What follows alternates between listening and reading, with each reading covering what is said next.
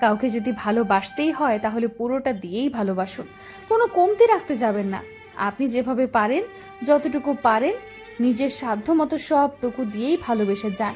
কোনো লুকোচুরি রাখতে যাবেন না, কোনো কিছু আড়াল কিংবা গোপন রাখতে যাবেন না। ভালোবাসলে পুরোটাই, না হলে একটুও না। স্রেফ থাকতে চেষ্টা করুন। যে যেমন সে নাকি তেমনই পায়, এইটা সব সময় সত্যি হয় না।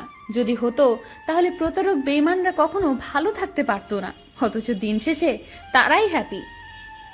যে মানুষটা কখনো কাউকে আঘাত দেয়নি, কখনো কারোর সাথে প্রতারণা করেনি, কখনো কারো বিশ্বাসের অমর্যাদা করেনি, কখনো কারোর সাথে বেঈমানি করেনি, সেই মানুষটাকেই সব কষ্টে থাকতে দেখা যায়। দিন শেষে তার পাশে কেউ থাকে না।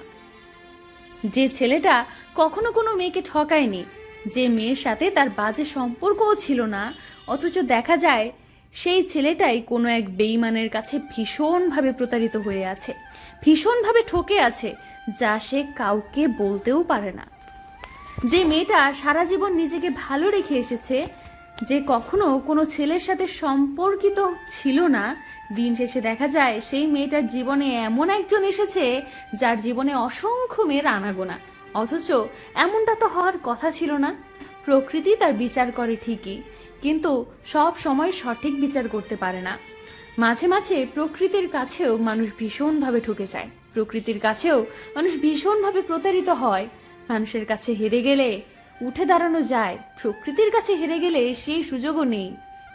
জীবনটা লটারির মতো একটা ভাগ্যের খেলা।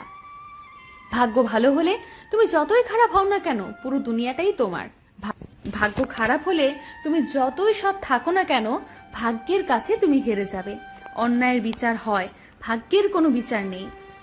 খেয়াল করলে দেখবে যার কাছে দেবার মতো কিছুই নেই, যে অনেক আগেই নিঃস্ব হয়ে গেছে, সেই পরিপূর্ণ কাউকে পেয়েছে।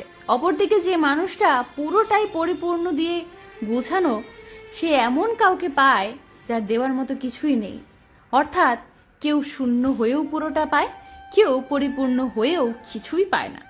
তোমার দাও অধিক আঘাত পেয়েও যে মানুষটা নিজেকে চুপ রাখে, তাকে দুর্বল ভেবো না। মনে রেখো, যে নদীর গভীরতা যত বেশি, তার বয়ে যাওয়ার শব্দ তত কম।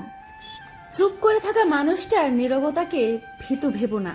ক্ষমতাবান মানুষ কখনো কথায় কথায় হুমকি দেয় না, বরং তার সাহসিকতা কাজের মাধ্যমে প্রমাণ দেয়। কথায় কথায় সেই মানুষটাই হুমকি দেয় যার কাজের চেয়ে কথার জোর বেশি।